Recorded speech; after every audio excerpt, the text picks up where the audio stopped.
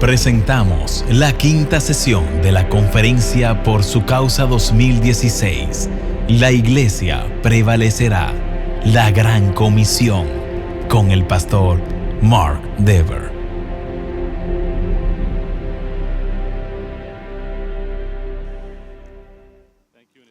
Gracias y me da gusto estar con ustedes una vez más en esta noche. Tomemos nuestras Biblias una vez más. Hablamos esta mañana de la resurrección de Jesucristo.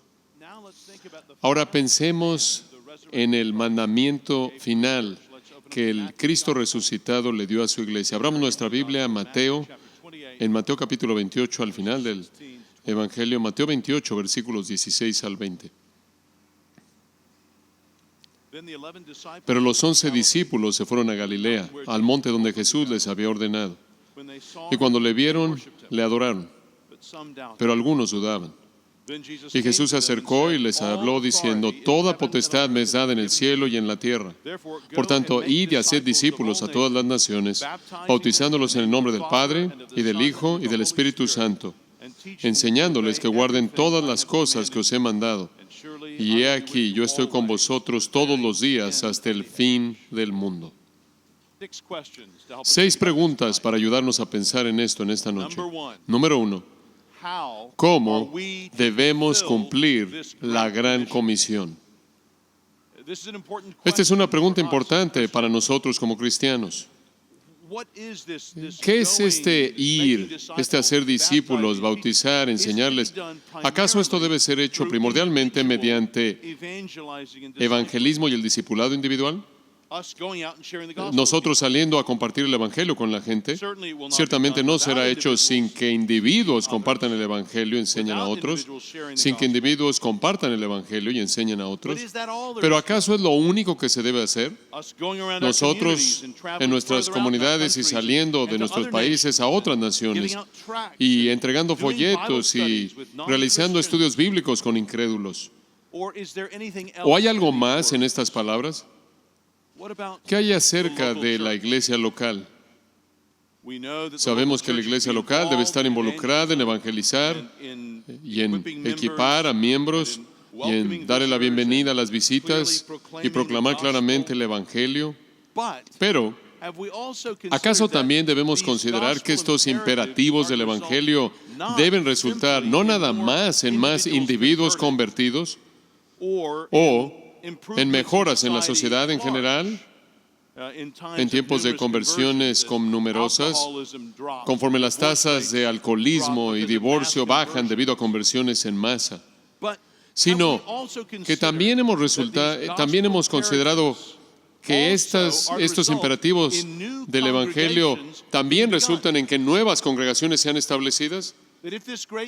Esto es, si esta gran comisión es cumplida, como Jesús aquí tiene en mente que la plantación de iglesias será aquello a lo que nos entregamos, ese será el resultado normal de obedecer la gran comisión. En Mateo 28, observa de nuevo estos versículos. Pero los 11 discípulos se fueron a Galilea, al monte donde Jesús les había ordenado, y cuando le vieron, le adoraron, pero algunos dudaban. Y Jesús se acercó y les habló diciendo: toda potestad me es dada en el cielo y en la tierra. Por tanto, id y haced discípulos a todas las naciones, bautizándolos en el nombre del Padre, y del Hijo, y del Espíritu Santo, enseñándoles que guarden todas las cosas que os he mandado. Y aquí yo estoy con vosotros todos los días hasta el fin del mundo. No sé cómo es la traducción de español que están leyendo, pero gramaticalmente hay un imperativo en esta afirmación en el griego.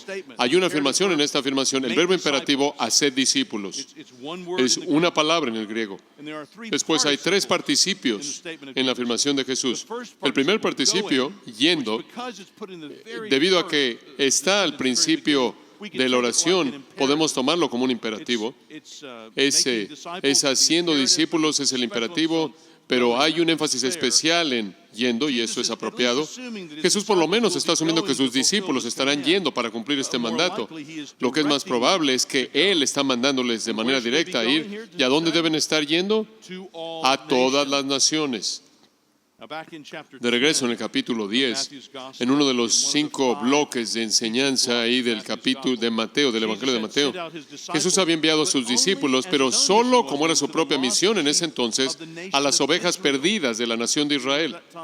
¿Se acuerdan de ese entonces? Ahora aquí, al final de su ministerio terrenal, Jesús es el juez exaltado de toda la tierra y Él ha resucitado con la autoridad del Hijo del Hombre, de Daniel 7, la autoridad del Todopoderoso. Juan 3:35 dice, el Padre ama al Hijo y todas las cosas ha entregado en su mano. Y eso es de lo que Jesús está hablando aquí en Mateo 28, en el versículo 18. Su perspectiva ahora se ha extendido más allá de Israel, como siempre quiso que fuera, a todas las naciones. ¿Se acuerdan de esa profecía en Isaías 49? Me encanta esto. Es como la gran comisión del Antiguo Testamento. Isaías 49, versículo 6, donde leemos al Señor diciendo, poco es para mí que tú seas mi siervo, para levantar las tribus de Jacob y para que restaures el remanente de Israel. También te di por luz de las naciones, para que seas mi salvación hasta lo postrero de la tierra. Amigos, eso es exactamente lo que Jesús está retomando aquí al final del Evangelio de Mateo. Esto está remontándose realmente a cómo comenzó Mateo, su Evangelio en Mateo 1:1, donde Jesús se dice que Él es el Hijo de Abraham. Y entonces Mateo nos había llevado varios siglos atrás, inclusive más atrás de Isaías, a lo que Dios le prometió a Abraham en Génesis 12, allá atrás, en el capítulo 12 de Génesis. Bendeciré a los que te bendijeren y a los que te maldijeren maldeciré, y serán benditas en ti todas las familias de la tierra, y serán benditas en ti todas las familias de la tierra. Esa es la promesa que estuvo en el llamado inicial que Dios le dio a Abraham, cuando Él lo llamó inicialmente en el Antiguo Testamento. Y ahora, de pie sobre este monte, estos discípulos reunidos, fueran los 11 o unas docenas o varios cientos, estos testigos habían visto ahora cómo es que Dios siempre había querido cumplir esa promesa. Abraham, él siempre había tenido eso en mente, cumplirla de esta manera. Así es como va a pasar. Así es como todas las naciones serán benditas mediante la fe de Abraham. Es interesante, ¿no es cierto? Que el Cristo exaltado no simplemente da órdenes a que todos deben venir a Él, sino que Él envía a sus mensajeros a buscarlos. Él envía mensajeros a todas las naciones. ¿Por qué hace eso? Porque inclusive en el acto mismo de que alguien venga a nosotros con el Evangelio, sea cual sea el grupo de personas en el que estemos, vemos un retrato, una maravillosa ilustración de la iniciativa de Dios viniendo a nosotros en Cristo. Nuestra salvación no es nacida de voluntad de hombre, sino de la voluntad de Dios. El Espíritu sopla donde Él quiere. Y esto se ha mostrado en el hecho de que tú y yo estamos en la oscuridad hasta que alguien nos trae las noticias del amor de Dios en Cristo. Bueno, lo que esto comienza a apuntarnos, conforme pensamos en esto, es esta observación simple de que la iglesia local es el medio que Dios nos ha dado para cumplir este gran mandato. La iglesia local, si piensas en esto, cuando piensas en esto, el evangelismo sin iglesia deja al nuevo convertido sin ayuda y vulnerable.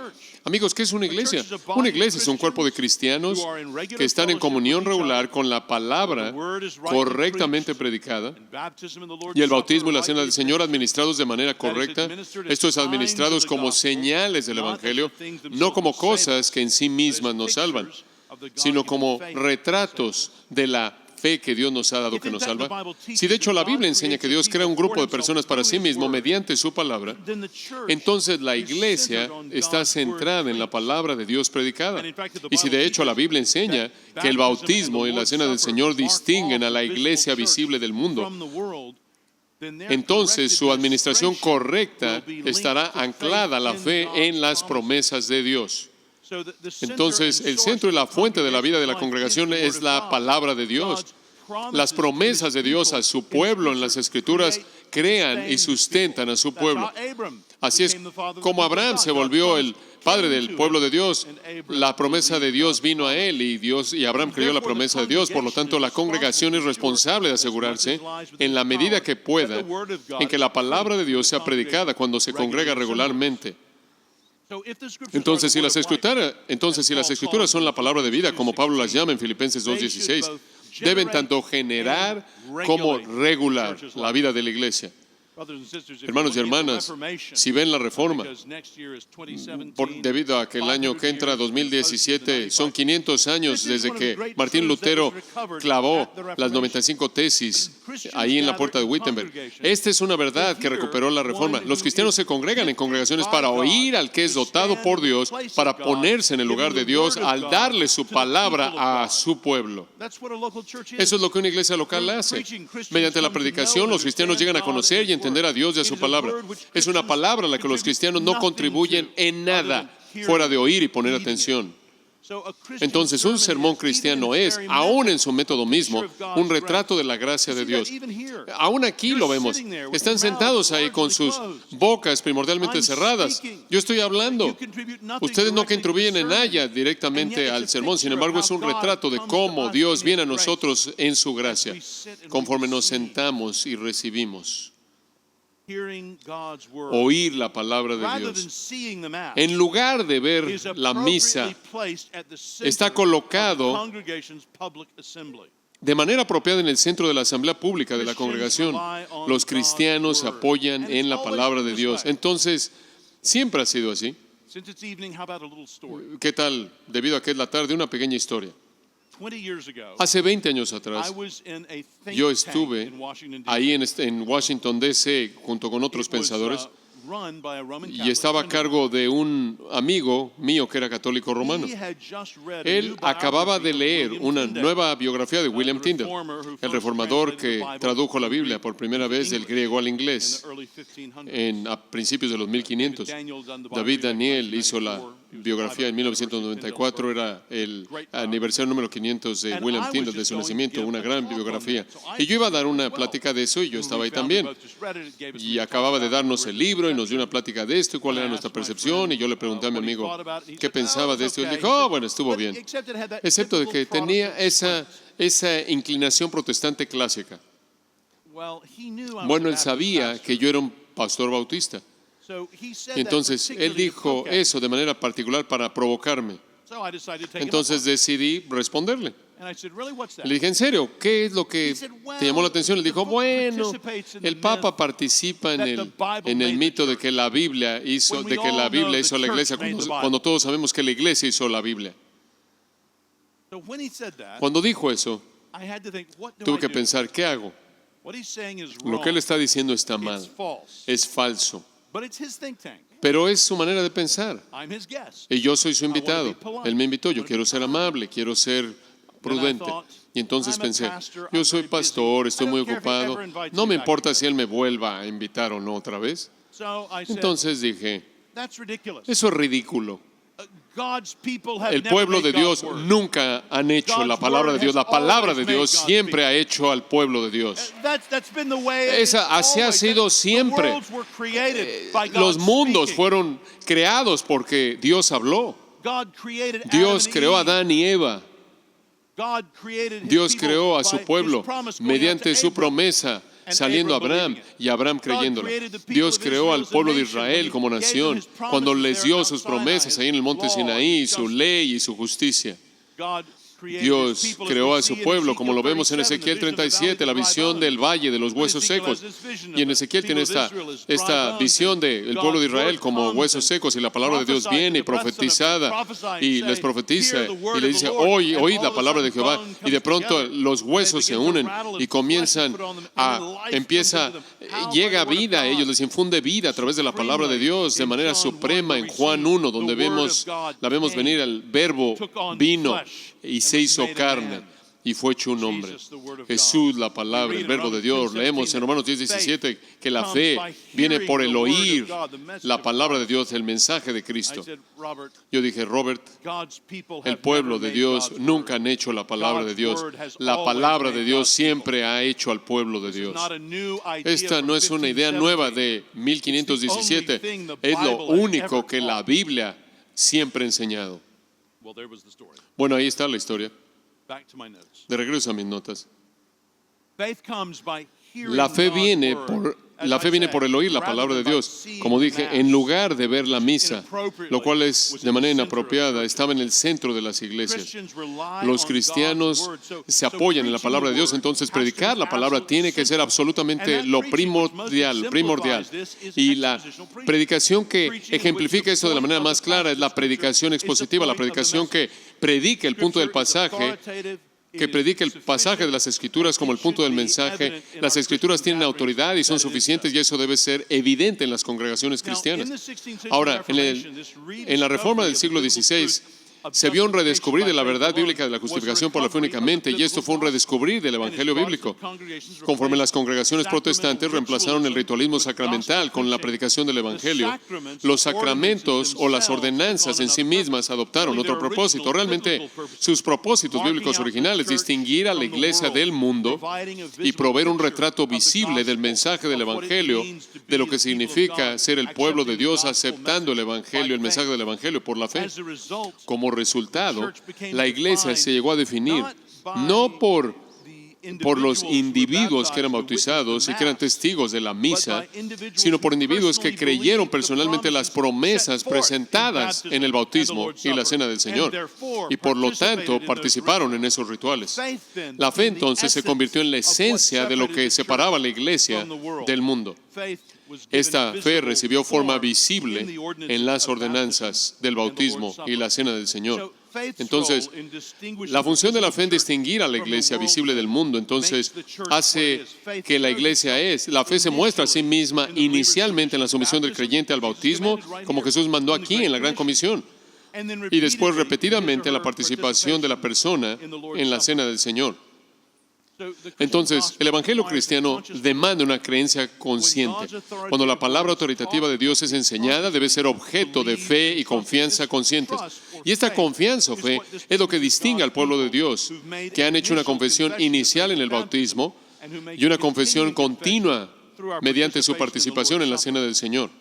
Entonces, cuando la suficiencia de las Escrituras y la necesidad de la fe al practicar las ordenanzas son afirmadas, entonces tienes la plataforma de una iglesia bíblicamente fiel. Entonces, para usar lenguaje cristiano tradicional, una iglesia verdadera se distingue por la predicación correcta de la palabra de Dios y la administración correcta del bautismo y la cena del Señor. Entonces, al predicar el Evangelio y en las vidas de aquellos bautizados y en comunión, un testimonio colectivo comienza a aparecer.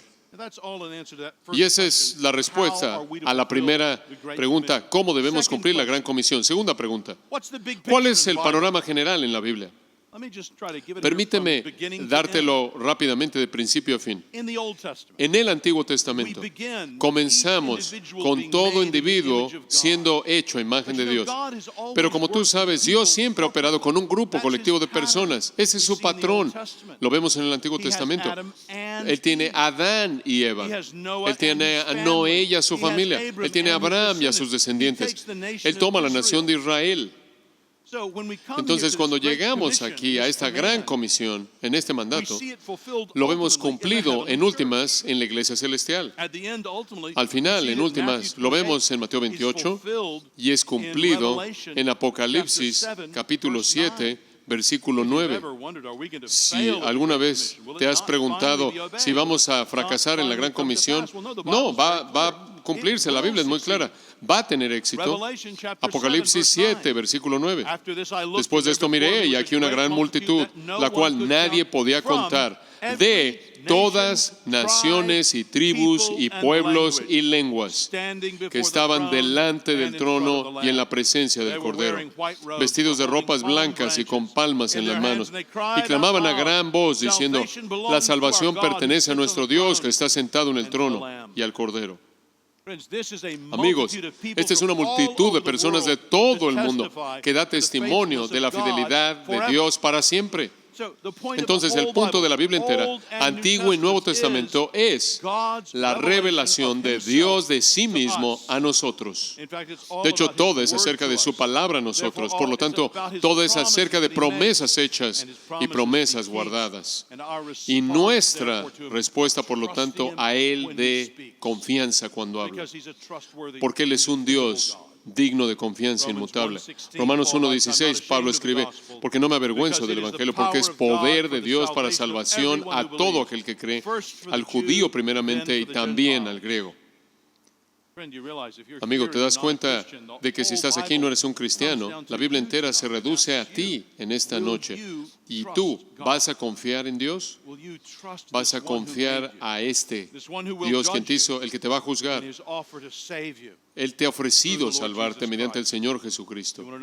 Si quieres saber más de lo que eso significa, puedes participar en esa vida nueva.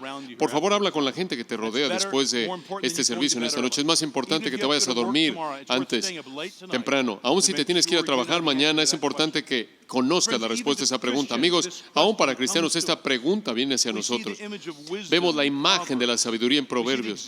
Vemos el ejemplo de Abraham oyendo y creyendo la palabra de Dios. Tenemos que hacernos la pregunta, ¿vamos nosotros a confiar en Dios? ¿Vamos a creer y obedecer? Él nos da su palabra, sus promesas, y nosotros debemos responder al confiar en Él. Así como Adán y Eva no confiaron en el huerto del Edén, así como Jesús confió a lo largo de su vida, y especialmente en el huerto de Getsemaní. Y conforme oímos y creemos en su palabra, comenzamos otra vez a tener la relación con Dios para la cual fuimos hechos. Esta es la esperanza en la que podemos confiar y debemos confiar. Porque esta esperanza, como estábamos hablando antes en 1 Corintios 15, esta esperanza no decepcionará. Y te das cuenta de que este es el panorama general. Esto es la que la Biblia, Antiguo y Nuevo Testamento enseñan. De esto trata. El panorama general en la Biblia es de Israel a los redimidos en el cielo. Dios es conocido como fiel. Su palabra de la promesa debe ser confiada y creída. Una tercera pregunta. ¿Qué ha hecho Dios? ¿Qué ha hecho Dios?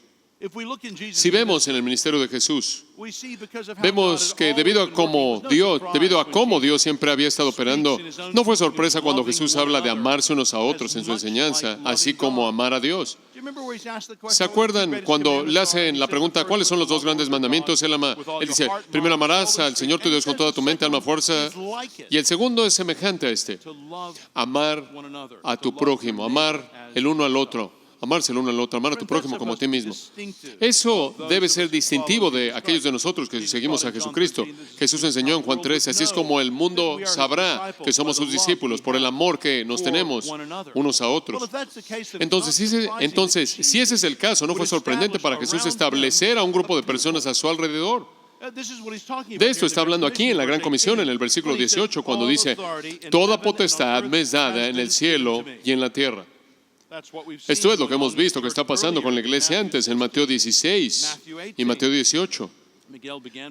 Vean, Miguel comenzó esta mañana con Mateo 16, versículo 18. Yo también te digo que tú eres Pedro, y sobre esta roca edificaré mi iglesia, y las puertas del Hades no prevalecerán contra ella. Y después adelantas 2 capítulos más a Mateo 18, en donde Jesús está hablando del perdón y la iglesia. Él dice en el versículo 17, si no los oyere a ellos, dilo a la iglesia, y si no oyere a la iglesia, tenle por gentil y publicano. Eso es ejercer esta autoridad. Lo que vemos es que Jesús le ha encomendado a la iglesia las llaves, su autoridad en la proclamación de su mensaje y en la guía del pastoreo para su pueblo. Jesús vino a hacer el trabajo de su Padre en el cielo. Y encontramos que en las Escrituras la iglesia fundamentalmente es la obra del Dios Trino. Leemos en la Biblia que Dios se preocupa por la iglesia. Es su familia. 1 Timoteo 3:15. Dios compró a la iglesia, leemos en Hechos 20:28. Cristo fundó a la iglesia, vemos ahí en Mateo 16:18. Vemos a partir de Apocalipsis 2 y 3 que Él se preocupa, Cristo se preocupa por las iglesias. Volvemos a ver esto al final de la Biblia, en Apocalipsis, cuando la iglesia es llamada la novia de Cristo. Pablo dice en Efesios 5 que Cristo ama a la iglesia. Él alimenta y cuida de la iglesia. Y sabemos que el Espíritu de Dios dota a la iglesia. Entonces la iglesia no es algo que fundamentalmente es una idea humana o una creación humana, sino que es fundamentalmente la idea de Dios y la obra de Dios. Entonces eso es lo que Dios ha hecho, número 3. Ahora, número 4, ¿qué entendieron los apóstoles? Los que estuvieron ahí de pie y oyeron esta gran comisión cuando fue dada por primera vez. ¿Qué es lo que ellos hicieron? ¿Qué es lo que ellos enseñaron? Bueno, si miramos hacia atrás en el Nuevo Testamento para instruirnos, entre la ascensión de Cristo y su regreso, ¿qué encontramos? ¿Acaso la gran comisión debe ser cumplida primordialmente mediante el evangelismo y el discipulado individual? Bueno, concebir solo eso es no entender un aspecto crucial de lo que los apóstoles entendieron que Jesús mandó. Y podemos saber eso por lo que hicieron y por lo que enseñaron. Conforme vemos su ejemplo, leemos de su ejemplo y su enseñanza, simplemente considera lo que hicieron los apóstoles. De nuevo, Miguel en la primera sesión nos guió a lo largo de algo de esto en el libro de los Hechos. ¿Qué hicieron los apóstoles que oyeron esta instrucción de esta comisión? Hicieron, salieron y establecieron iglesias. Considera las iglesias en el libro de los Hechos, la historia del esparcimiento del evangelio. La historia del esparcimiento del evangelio es el esparcimiento de iglesias desde Jerusalén a Roma. Considera la iglesia en Jerusalén como resultado del día de Pentecostés en Hechos 2, y considera la iglesia en Antioquía en Hechos 11. Y conforme pasas a Hechos 14, ves a los ancianos que están relacionados con las iglesias.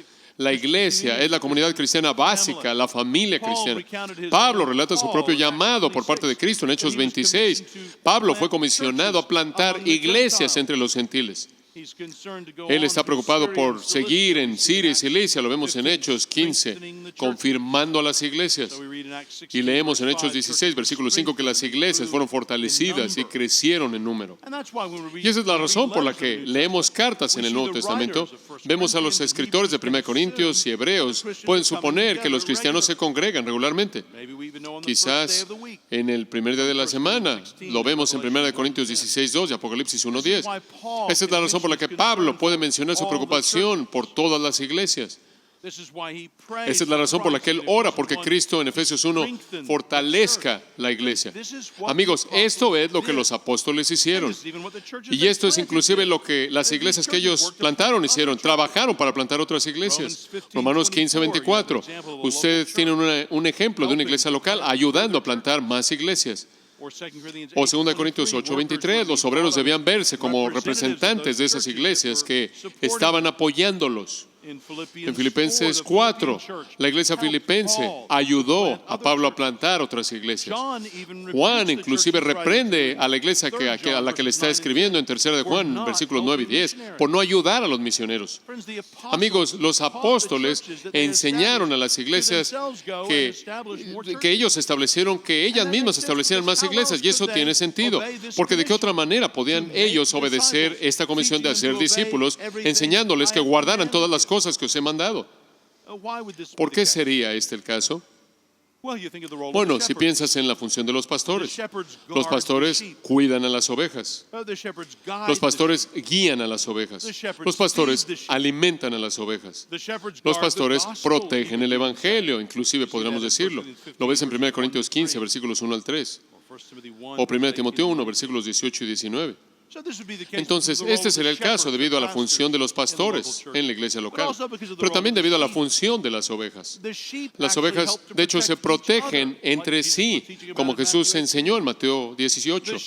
Las ovejas se ayudan entre sí, conforme se amonestan unas a otras. Lo vemos en Colosenses 3:16. Las ovejas ayudan a alimentarse entre sí, enseñándose unos a otros. Lo vemos en 1 Corintios 12 y 14.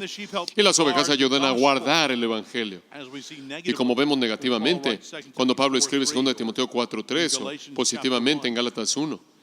Entonces, la iglesia local con ancianos fieles y una congregación fiel protege el evangelio. En este sentido, la iglesia local es la mejor manera de extender un evangelio no adulterado. Me encanta cómo Pablo cierra en 1 Timoteo 3:15, llama a la iglesia columna y baluarte de la verdad. Entonces, las ovejas convertidas necesitan ser llamadas a estar juntas para ser protegidas. Conforme los ancianos, los pastores de la iglesia están pastoreando, están cuidándolas, siendo ejemplos a ellas. Todo este es el papel, la función que Dios les da a los pastores en 1 Pedro 5. El Espíritu Santo, vemos que da dones para edificar la iglesia a lo largo de 1 Corintios 14, con el énfasis de que el cristiano desee dones que edifican a la iglesia, o en 1 Corintios 12:28, en donde vemos que Dios está comprometido con dar dones para edificar a la iglesia. Amigos, es en la iglesia local en donde hacemos lo que Jesús nos manda, cumplimos lo que Jesús nos mandó que hiciéramos, enseñamos a obedecer. Si cerraron sus Biblias, hablan su Biblia de nuevo en Mateo 28. Observen de nuevo este mandato final de Jesús, particularmente en el versículo 20. ¿No lo notaste? Enseñándoles todas las cosas que os he mandado. No, eso no es lo que dice. Obsérvalo por un momento. El mandato final de Jesús a sus discípulos en el Evangelio de Mateo es este: enseñándoles que guarden todas las cosas que os he mandado. Amigos, Dios quiere no meramente decisiones, sino que quiere discípulos. Jesús no envió a los discípulos a hacer decisiones, sino a que hicieran discípulos. Es Jesús y sus mandatos lo que se les debe enseñar a otros y ser enseñados a obedecer. Eso es lo que significa ser un discípulo, un cristiano. Es literalmente uno que sigue por el camino. Eso es lo que somos. ¿Hay algún cristiano verdadero que no es discípulo? No. Convertirse verdaderamente en un cristiano puede suceder en un momento, pero sus efectos son permanentes. Mediante el discipulado verdadero no es meramente acerca de creencias que son meras opiniones, sin importar qué tan profundamente se crean. No es meramente acerca de una oración que se hizo una vez o una decisión que se hizo una sola vez. No, el discipulado verdadero es acerca de nuestras vidas. Las enseñanzas de Jesús deben ser obedecidas. Su mandato aquí no es cumplido cuando la gente meramente conoce las cosas que Jesús enseñó, ni siquiera cuando sabiéndolas creen que son verdad. El mandato de Jesús es cumplido cuando son conocidas, creídas y vividas. Dios quiere discípulos. Cualquier cosa que le enseñemos a nuestros amigos, los que están en el extranjero, nuestros jóvenes, que no incluye este entendimiento de lo que significa ser un cristiano, no es cristianismo real. Cualquier cosa que no es discipulado real, no son misiones reales, no es evangelismo real de nuestros jóvenes o de cualquier otra persona. Entonces, predicar y poner atención, obedecer, bautismo y dar la cena del Señor no se pueden hacer sin la iglesia local. Bautizar la iglesia local como el lugar para la cena del Señor. Lo vemos en 1 Corintios 11. La cena del Señor no es para tomarse de manera privada, no debe ser practicada como devoción privada. No podemos practicar la disciplina de la iglesia fuera de la iglesia local. No podemos obedecer el mandato de Mateo 18 de Jesús o el de Pablo en 1 Corintios 5. Amigos, no podemos madurar en Cristo, es lo que Pablo dice, sin la iglesia local. Él quería presentar Pablo a todo hombre maduro en Cristo. Amigo, aquellos de ustedes geólogos que son, la iglesia local es el lugar en donde somos refinados, es la revolvedora. Conforme estamos aquí frotándonos contra esta persona rara y aquel persona rara. Y claro que tú nunca eres la persona rara, solo los otros. Pero una vez que te conviertes, aquellos de nosotros que amamos a Dios, vamos a amarnos unos a otros y se va a vivir. De nuevo, Juan 13, 34 y 35. Así es como el mundo sabrá que sois mis discípulos por el amor que tenéis los unos por los otros. Así es como manifestamos unidad mediante la iglesia local. Entonces, resumiendo, lo que necesitamos entonces es un conjunto de compromisos de los que estamos conscientes de nuestro discipulado para obedecer lo que la Biblia enseña. Francamente, necesitamos algo que yo creo que es llamado de la manera más fácil, membresía en la iglesia.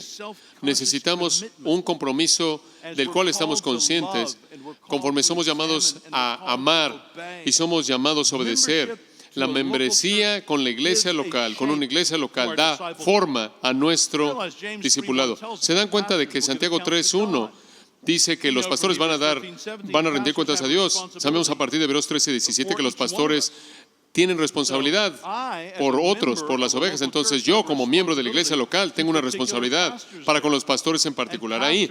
Y los pastores tienen una responsabilidad en particular para con los cristianos específicos.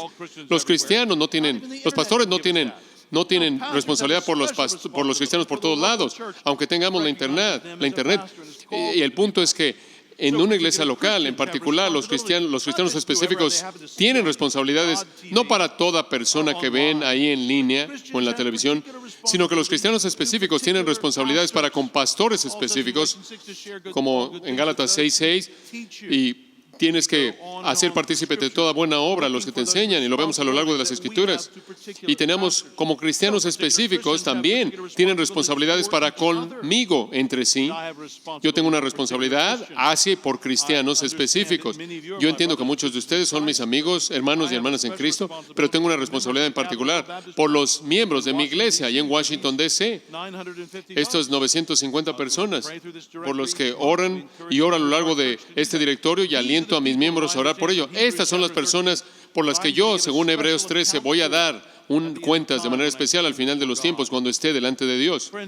Amigos, es la iglesia local la que nos hace que nuestro lenguaje general aparezca de manera obediente específica. Entonces, así es como los apóstoles mismos parecieron entender en lo práctico esta gran comisión. Aquellos que lo oyeron por primera vez, y así es lo que también tenemos que hacer nosotros. Número 5. ¿Qué significa esto para ti y tu iglesia? Permíteme darte 8 exhortaciones prácticas, implicaciones prácticas. Podemos terminar con un número infinito aquí. Puedes llenar más conforme estás aquí en esta noche y hablan después, pero permíteme comenzar, echarte a andar con 8. 1. Creo que significa que tenemos que concentrar los esfuerzos misioneros en plantar iglesias. Nuestra meta en nuestras congregaciones, iglesias, debe ser tener más congregaciones saludables que creen la enseñanza sana de la Biblia, que predican el Evangelio aquí en Santo Domingo y aquí en la República Dominicana y en todo el Caribe y en todo el mundo de habla hispana, en todo el globo. Queremos tener más iglesias saludables que creen en el Evangelio y la predican. Y los esfuerzos que estamos dando, tanto en oración como en dinero, deben enfocarse en esa meta. Número 2. Considera con mucho cuidado a quién estás enviando. ¿A quién vas a enviar de tu iglesia local para poder establecer unas nuevas? Y para aquellos pastores que están aquí, tengo una palabra muy dolorosa. Esto significa que tienes que estar dispuesto a enviar a los buenos. Necesitas estar dispuesto a enviar a lo mejor que tienes para que iglesias nuevas sean creadas, y confía en que Dios levante a nuevos para reemplazarlos en tu propia congregación. Ora porque el Señor te permita hacer eso. Ora por los que están calificados para ser ancianos y prepáralos. Deja de enviar a estos jóvenes que están dispuestos. Envía a aquellos que están calificados para ser ancianos.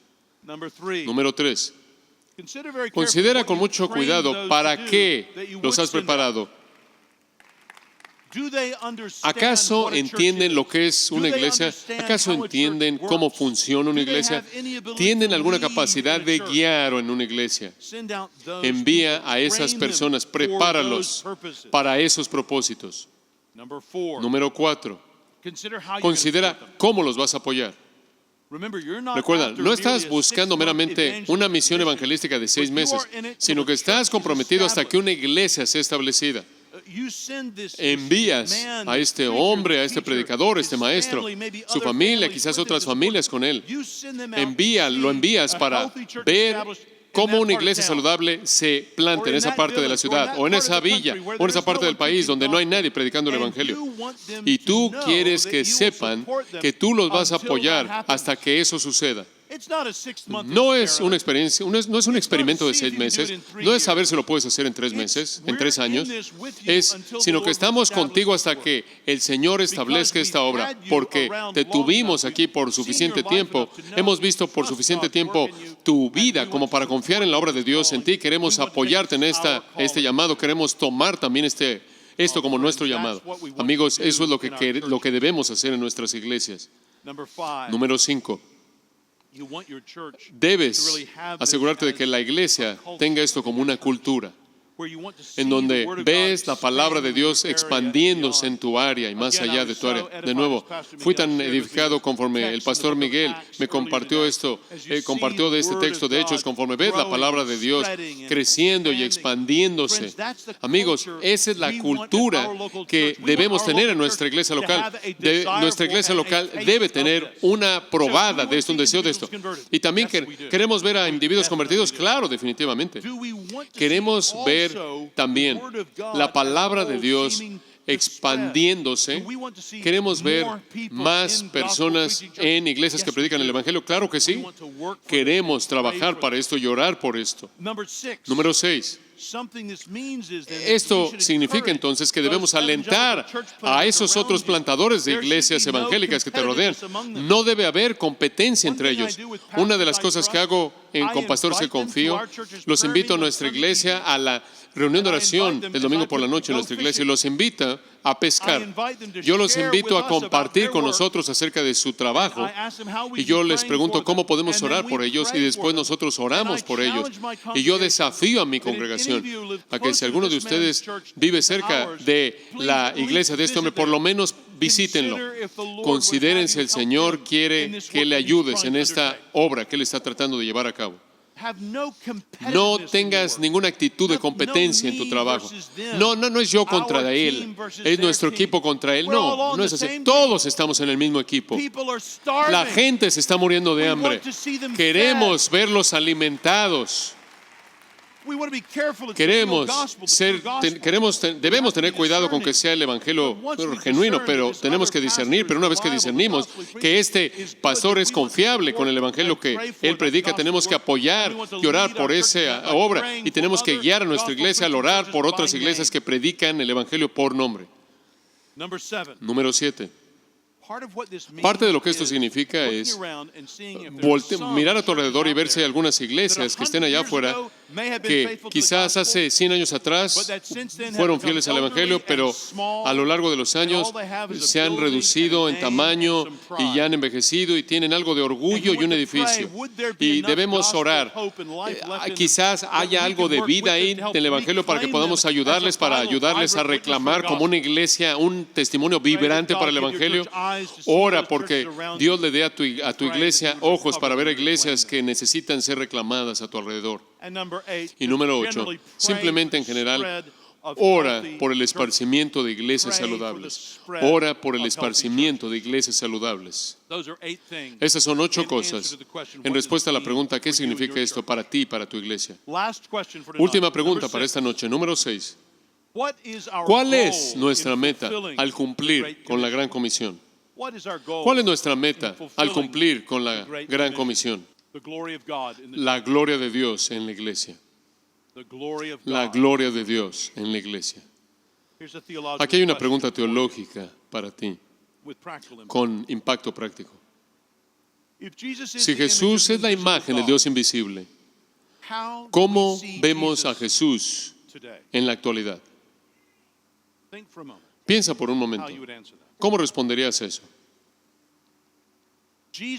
Jesús no debe ser adorado mediante imágenes físicas. No tenemos registro de que Jesús enseñó a sus discípulos a dibujar o bosquejar o esculpir. Tenemos libros que escribieron, pero no quedó ninguna imagen para nuestra adoración. De hecho, la primera imagen que hemos encontrado de Cristo fue hecha por burla y menosprecio. Se encuentra en la pared de una catacumba romana. Es una cruz con una figura de líneas y una cabeza de burro, con la frase de burla escrita abajo: Aleximenos adora a su Dios. Aparentemente había alguien que se estaba burlando de un cristiano entre ellos llamado Aleximenos. Juan de Damasco en el siglo XVIII dijo que negar imágenes era negar la encarnación. Y puede ser que en su época algunos que se opusieron al uso de imágenes sí negaron la encarnación. Pero aquellos que vivieron antes de él antes de Juan de Damasco, quienes eran de una traducción más antigua de lo que la tradición ortodoxa oriental entendía, ni negaron la encarnación ni usaron imágenes. El punto de la encarnación nunca fue la mera apariencia física de Cristo. Fue la vida de carne y sangre que Él vivió. Cristo probablemente no puede ser identificado en una fotografía junto con los 12 discípulos. No había nada distintivo en su apariencia, a menos de que pudiéramos suponer que era el más feo, a partir de Isaías 53, versículo 3. Pero que eso se vuelva un retrato conmovedor, y creo que por su interacción amorosa con otros, su gloria comenzaría a aparecer. Amigos, no me malentiendan. No quiero menospreciar nuestro deseo por lo visible. La gente dice que esta es una época visual, porque ahora tenemos la internet y transmisión en vivo y teléfonos que nos rodean con contenido por video. Amigos, toda época es una época visual. Fuimos hechos desde el primer día de la creación para anhelar lo inmediato de la vista. Dios nos hizo de esa manera. Deseamos de manera natural ver a Dios inmediatamente, pero esa bendición nos fue quitada en la caída. Vivimos en la historia de salvación, no en la época del ojo, sino del oído. Un día, esa realidad de ver a Dios de manera inmediata nos será restaurada. Ese es el clímax, como dije antes hoy. Ese es el clímax de la Biblia. Esa es la consumación que encontramos en Apocalipsis 22, 4. Ellos verán a Dios. Hasta entonces, Dios es visto de la manera más clara, parece, no en pinturas ni estatuas de dos dimensiones, sino en las vidas vividas en la iglesia local. Ese es su plan, parece, para que la membresía de la iglesia despliegue la gloria de su naturaleza de bondad y amor, y así traerle alabanza. Amigos, Cristo se identifica con la iglesia. Como puedes ver, la imagen del cuerpo, la iglesia es el cuerpo de Cristo. Colosenses 1, Cristo es la cabeza de la iglesia. Efesios 3, la iglesia es la esfera en la que el poder de Cristo debe traerle gloria. La iglesia refleja el amor de Cristo. La iglesia hace que el evangelio aparezca. Esa es la razón por la que cuando Juan escribe en Juan 4, él dice, mira, si dices amar a Dios a quien no puedes ver y no amas al hermano a quien puedes ver, tú mientes y la verdad no está en ti. En 1 de Juan 4, él puede decir eso porque de manera positiva el amor que tenemos unos por otros debe reflejar el amor por Cristo mismo. La iglesia refleja el amor de Cristo. La iglesia refleja la sabiduría de Cristo, la sabiduría multiforme de Dios que leemos en Efesios 3 aparece. Así es como la autoridad de Cristo es ahora manifestada, su gloria desplegada mediante la iglesia. Amigos, la iglesia es el evangelio hecho visible. La iglesia es el plan de evangelismo de Jesús. Ahora, algunos protestantes creen que debido a que la iglesia no es esencial para el evangelio, no es esencial para la salvación, por eso no es importante para el evangelio.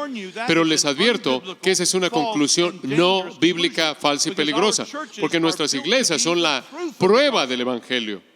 En las reuniones de la iglesia, las escrituras cristianas son leídas. En las ordenanzas de la iglesia, la obra de Cristo es reflejada. En la vida de la iglesia, la virtud de Dios mismo debe ser evidente, conforme el Espíritu Santo produce el fruto de sus labores en nuestra vida.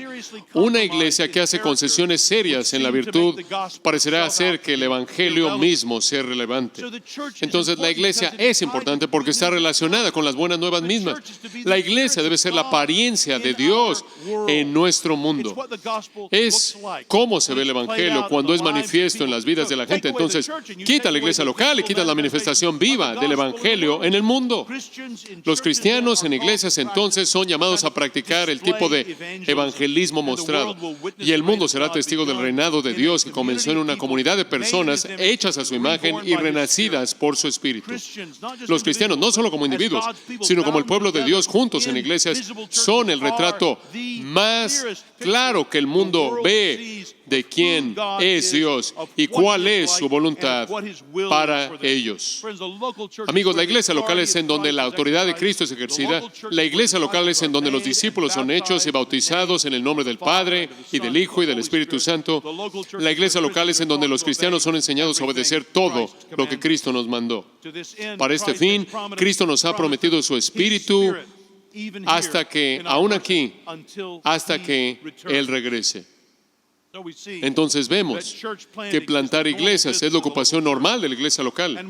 Y vemos que en esta gran comisión normalmente es cumplida mediante nosotros en las iglesias, trabajando y orando juntos para ver más iglesias saludables, establecidas y prosperando. Así es como podemos obedecer su gran comisión. Oremos juntos.